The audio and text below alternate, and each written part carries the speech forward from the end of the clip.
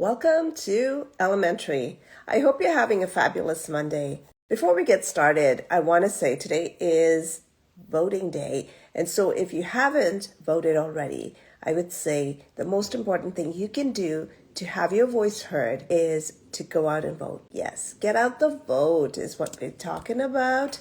Today we're talking about rental. So just everything rentals and market updates, tell you what's going on and so on and so forth. So we're talking about rentals in the sense that what's happening in the rental market. And there are so many different aspects to the rental market that I want to cover today because I want people to understand the full impact of what we're seeing. Yeah, and I one of the questions I get asked so often is, hey, why are rents so expensive? And, there's a couple of different things. Yes, Toronto keeps growing. The greater Toronto area keeps growing. Lots of people renting because it's too pricey to buy. People who were waiting to buy are renting. People that have immigrated into the country are renting. And so there's not enough rentals for everyone. Interest rates are also higher, maybe not as high as they were, but definitely higher than where it was in 2020, right? People are gone used to that cheap rates of interest that they were seeing in 2020. So before we get going, I want to let you know that if you have any questions, drop them in the icon below, the question icon, or the comments, and I'll try and cover any of your questions that you might have. And along with talking about rentals, we're going to try and cover a couple of questions that I'm getting quite often these days so that people, if you're thinking about it, this might be a question that's on your mind. And therefore, I'm going to try my best and cover it, okay? So there are all these different things happening and therefore rents are expensive. And even though in the last few months we've seen a little bit of incremental drop in rents because there's so many of these little condos out in the market and people are, hoping that people rent their condo. There are obviously those, the rents are coming down a little bit. But they're really not that different. Look, there's some things I'm going to say to you. If you are renting a place, if you were renting, and let's say you had really cheap rent, like $1,300-ish and below, or around that mark, then what are you doing with the remainder? Like if a small one bedroom is about $2,400, are you taking the excess money and stashing it and putting it into some sort of fund to multiply your money? Because if you're not doing that, you're really not saving anything, right? So I'm going to give you a few examples of what I'm seeing happen to people with regard to rents and what I'm noticing. And why this is a topic I decided to cover as well. So the next thing I want to talk about is I had a few people say to me, like, this is ridiculous. We've been like trying our best to get into a rental market. We can't seem to get into a rental market. And so one of the questions I ask is, why is that? Like, why are you not getting into the rental market? And it's hard to really, understand why they're not getting into the rental market because while people make make some suggestions, one of the things I tell people is in order to get into a rental market, your income has to be decent, your credit rating has to be good, you have to have good references where people can call your landlord and or previous areas that you've lived in and get a good reference from you. You have to be not owing any money. You have to be paying on time. All of these things make a big difference, right? But most importantly, private homes, right? Private homes are screening people quite intensely, I would say these days. And the reason behind it is because there's so much going on in the back, right? There's so much scams everyone is facing. And so people are worried. People are worried that someone's going to get into their house and never leave. People are worried that someone's going to come into their house and never pay. And so if for some reason your numbers don't align and they don't line up with the rental, right? The landlords don't want to choose you, and rightfully they're a private business. Like that's a home that they have they have to pay a mortgage on. And so technically, it's frustrating, right? Because I had someone tell me the other day they were having a big issue, but they didn't really clarify to me because they wanted me to help, but they didn't clarify to me what exactly the issue was. Then I had another lady come to me and say, oh, can you help me? Can you help my sister get a place? And this lady was looking to buy with me. So I'm like, well, it depends. I'll do my best. And so when I started asking the sister, I'm like, okay, do you have a job? She doesn't have a job. So I'm like, how do you expect me to go to someone and say, hey, do you want to rent her a place? She doesn't have a job, but she'll pay. But people don't understand. They think if I can just throw money at the problem, people should be able to rent me a place. So the lady says to me, well, I'll give them so many months in advance. And I said, that's not the issue though, right? Because people want to make sure after 6 months, you can still afford the place. And logically, that's not even legal to give so many months. So a lot of people, what they've been doing is they'll give you so many months in advance, and then they go to the tribunal and file something. And when the tribunal hears the case, then the landlord has to give that money back. So it really defeats the purpose of doing that piece. And people just want to be, I just want someone who comes in, takes care of my property, and pays me on time. And so with regard to all of these little moving pieces, I think what most people don't realize that there is actually a whole scam happening also with some people, which is really hard to believe. And so we as realtors have to do so much legwork to go through these properties. So one of the biggest scams that we're finding is that they have these places that will give you like fake letters, fake job letters, fake whatever, fake, I don't know what they do, but it's all this fake paperwork so that you can get a rental, your rental application in. It's not free. You have to pay. There's no guarantees that people will, but I think, like anything else, right? You initially, when you do a fake thing, one or two might come across and people will maybe not do their homework, but really people are really doing their homework. And so when they're looking at all of this paperwork, it's very disappointing to some people when landlords are being pretty strict or stringent with the rental application and what they expect to see. So that is actually one of the big things that are out. Like people are doing like a lot of fake documents, and landlords really have to sift through them to make sure that whoever's giving them this information, there's the correct information. The other thing too is that, someone says, hey, I want to rent a place, and you can't find them on social media. I mean, we're in this day and age where everybody's on socials, right? And so if you can't find the person on social media, you look up the person, you can't find the person. I mean, you're literally a ghost. How does a person know who you say you are, right? So there's lots of scams going on. There's also scams where people will... So for example, there was one guy who took a listing that someone else had listed and was kind of like the go-between, right? So the guy had seen the listing, copied the listing. Someone came to him and said, hey, I'm interested. And then the next thing you know is he's making arrangements for an agent to show the place, but he's like acting like he's that person and sending people to the agent. But then he ends up collecting the money. It's so complicated. But, if people had so much brain power and they really put it to good use, they could make a lot of money. But they do all this underhanded, crazy stuff just to make a few bucks. Like, I don't understand how much energy you put into scamming people. And it's only like temporarily. You don't make money forever scamming people. So, some of the things that, we're facing is... landlords are facing the fact that renters are putting in fake job letters, fake paperwork, pretend bosses, pretend landlords, giving them references, the whole 9 yards. And once they move in, they stop paying rent.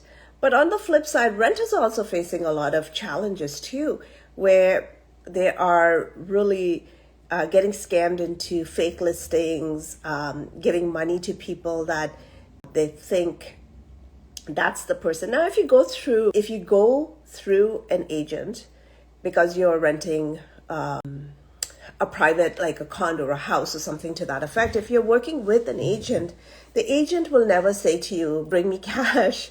Because if the agent says, bring me cash, run in the other direction. Nobody asks for cash. Nobody asks you for cash anymore. The amount of money that we hold as deposit is held in a trust account. It's a certified check, whatever. So it's all legit stuff, right? And so those are some of the things for you to be mindful of. If you are thinking, hey, someone's saying, hey, bring cash to the meeting, you're like, why would I bring cash? Like, I have to find some way of paying you, but it can't be cash because I have to have some way of recording that I paid you as well, right? Obviously, never send money before you see a place. Use a realtor. Landlords always double check. Like for landlords, you always need to double check paperwork. And when I say double check, it's not like just looking, like really sifting through it. Gone are the days, like I know we would have scams before, but these are over the top scams. Like I don't even know where this is coming from. Like some of the paperwork that I see is pretty out. It's pretty crazy, because before everything had to be originals. You would get the original and everything would be paper, These days, everything is electronic. So we are aware that that's one issue we have to combat. But when you have these agencies, so to speak, giving you the fake credentials that you need, that becomes so much harder. So people that are actually genuine are going through the same sort of challenges. And a lot of times they are getting a little more frustrated with the process. And it's not as easy to rent. Honestly, it's not as easy to rent. I don't take on a lot of rentals. I will really vet the person before I say yes to them, just because it is very hard and extremely hard, right? To get people into a rental if they don't meet all of the criteria. So in saying that, some people are asking me, so Jacqueline, is renting good for me or bad for me? And I say to them, it really depends on what, because some people are saying to me, well, I've been renting for so many years and I keep renting because I've been hoping for the market to bottom out. And, what do you think? And so there's different aspects of where you are in your home journey. And, all I say is, the market, the interest rates, the market's the market. The interest rates are the interest rates. I would say to some people, absolutely 4% is pretty reasonable, because if you look at interest rates, the interest rates started dropping before COVID. But at COVID, it was really cheap way to, borrow money.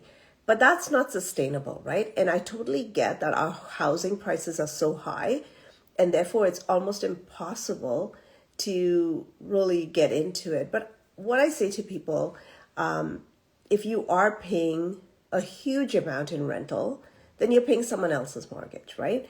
Because what you're seeing is, that's why rents are so high, because people are getting approvals and their rents are pretty high. So they have to cover that piece with, so they have to cover that mortgage amount or close to it. And that's what you're seeing. So people are saying, well, some landlords are not cash flowing at all. Some landlords are cash flow negative. And I mean, listen, some landlords, that's their own issue. They've speculated and they are cash flow negative because they probably had to close on a brand new property, and the only way they can get some money in is by renting out some of that. So a lot of times I'll say to people is, look, the real estate market is the market, but you have to make sure that you understand what your goals are and how it's going to work for you. So if you're a first-time home buyer and you're renting, if you're living in your mom and your parents' basement and you're saving, key. I think I'm going to say it, and please don't hate me if you're this parent, okay? If you're a parent that lets your kids live for free, your kids are not in school. I cannot use my hand gestures because apparently it's pausing my video. I don't know. I didn't activate that hand gesture thing. But anyhow, if you're a parent and you don't charge your kids rent for living in your house, And I'm not saying you should charge rent and use it. All I'm saying is you should charge rent and put it in an account. So you're actually taking that rent money and stashing it for them, that when they're ready to buy a house, they'd be ready to move in. Now, nobody lives for free. This is what I say. Nobody lives for free. If you are not in school and you don't have a job, that's not your parents' problem. Go get a job. If you are in school, of course you're living for free. But if you're not in school, you've got a job, you have to pay rent, like in the real world. Like as a parent, I think you're not teaching your kids any I don't know. I think it's a way to teach them how to manage money, as well as how expensive things are. And that we as parents are not always going to be around for our kids, and they should learn to manage on their own. And it makes a world of difference, to be honest. So having said that, if you're a first-time home buyer, you're staying at your parents' house, you're stashing that money. And I would say it really depends on where you are. If you can get into the market, you should get into the market and hold on to a property. Don't overpay. Get someone who would be truly, truly honest with you about what things are selling for. I mean, there's so much information out there. I actually give my clients the information when they're working with me, all of this, because I want them to know what things are selling for. I want them to pay a market value or less, but never more. I want them to know what things are valued at. And I think the more information you have, my job is to break it down and make you understand the value. But I think it's important that if you're looking to buy a house or to make a move, that you have all that information and then you make a choice, an informed decision based on what you have in front of you. The other part to it is that if you're, let's say, not a first-time buyer, because that may be a little bit of a different position. Perhaps you're a first-time buyer and you really can't afford to get into the market right now, even though you may have a bit of down payment. In that case, I would say to you, continue, don't give up hope, continue to save, because at some point, you'll have enough to get into the market. You will have enough. The other thing that I get from people is that, they may be a young couple or single even, but they'll say to me, oh, I want a house. And because, I don't want to pay maintenance. But even if you get a condo, it's okay. It's a good start. You can get into the market. Right now, there's so much choice to be had. On the flip side, you still have to pay maintenance. Like the condo, yeah, you have to pay maintenance. But if you own a house, you still have to maintain the house. Like it doesn't come maintenance free. It's still a maintenance, just not an upfront cost. And some of my younger clients actually that end up buying a condo with me not long ago end up saying to me, my goodness, I was hell-bent on wanting to get into a home. But now that I have a condo, I didn't realize how long it is to shovel snow and do the grass. And I'm so glad that I have the condo and I don't have to do any of that work and I can just kind of live.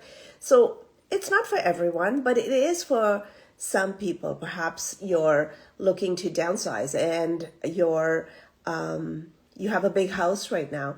I mean, it's a good option for you to think about something where you can just have someone else do the work for you, right?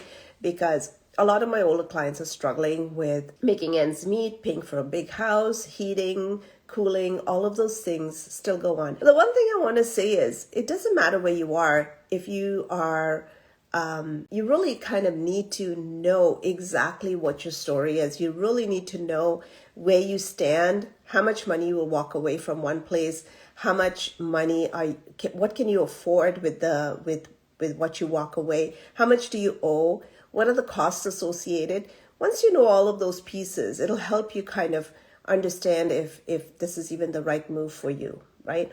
Having said that, if you're an older person or you're downsizing, if you're saying to me, hey, I can barely make ends meet, I'm paying for all this empty space, I don't need all these rooms, but I really don't want to give up my house. Yeah, you're still going to have the empty space. You're still going to be paying for all of those empty rooms. If you're saying to me, hey, by the way, my knees still hurt. I cannot make it upstairs. I had one client say to me, and she's still in her house, by the way, every time her husband falls or has a fall, she calls me and says, I think I'm ready, Jacqueline. But then she backs off and she gets cold feet, because I get it. Like, you don't want to give up your independence and you want to hang on to it as much as you can. So for them, it's really hard. She says to me, she comes downstairs in the morning and she hopes she hasn't forgotten anything, because she doesn't want to have to go up again. And then they stay at the main level all day long, and then it's only at bedtime do they go up. But it's pretty scary when she said that to me, because I did say to her, like, if you're having mobility issues and you can't get down fast enough, and let's say there's an emergency or you have like a fire or something, like, you really need to think of all those things, right? She's not ready and I'm not pushy, so that's the other thing, right? Listen, the way I look at it is, I can only give you the information. At the end of the day, you still have to make your own decisions. And if you still want to hang on to your home and go through all of that pain, then that's your choice. And you get to have your choice, right? And if you miss the market and the market is no longer bringing in the same amount of money that you were hoping for, then you miss the market, and that's your choice. So you get to live with those decisions you make. We can just help you understand what would work best for you or what wouldn't work best for you. At the tail end of the day, it's still your decision to make. So having said all of this, when is a good time to buy? And as I said, the market is the market. The market will do what the market does best. You just have to make sure that you're not overpaying in whatever market you're working in, and that you've made the best decision. However, if you ask me, should I buy a brand new home or should I buy a resale home? I will tell you to look at a resale home, because 9 out of 10 chances the brand new home is a higher price per square foot. The way the builders work it is that they project, possibly, let's say the project will be done in 2 years, what they think that market would bring in 2 years. And so this is what happens with, the condos. And this is why we've been having a problem, or we've been seeing, I should say, I'm not having a problem, but we've been seeing a problem with the condos, right? Because people have projected that, oh yeah, like every year it's going up 10%, for sure it's going to go up 10 or more, right? And so as a result, the condo market, people projected the condo market to go up, and some of these people paid crazy price per square foot for the condo that they can't even afford right now. Now, I will say two things, right? So some people, that because the rates went up and they're having difficulty getting the financing, and okay, I understand that piece. You still qualified at some point. But some people, pure gambling, pure speculation. What they did was they didn't even get, they know that they were not going to qualify for that condo. They were purely banking on, selling it before it came live, right? Before it came. So they wanted, so they would get rid of the condo, make a few bucks, and they were totally banking on that piece. And so a lot of them are having to walk away from their sale. Now, when it comes to the builders have so many projects that people have walked away from. And so now we're seeing an influx of builders actually going after and filing lawsuits. Now, they have 2 years to file the lawsuit. And some of them are not filing right away. Some of them are waiting a little bit before they file. But some of them are going after the buyers, because these condos are just sitting vacant. And the builders are having trouble even with their financials and trying to get the money out of it, right? So there's a lot going on, a lot of moving pieces. And now when it comes down to the smaller homes on the market, those are selling pretty well. Most homes, I would say, if you're priced right, you have a good pricing strategy, you're actually competitive in the sense that you show well.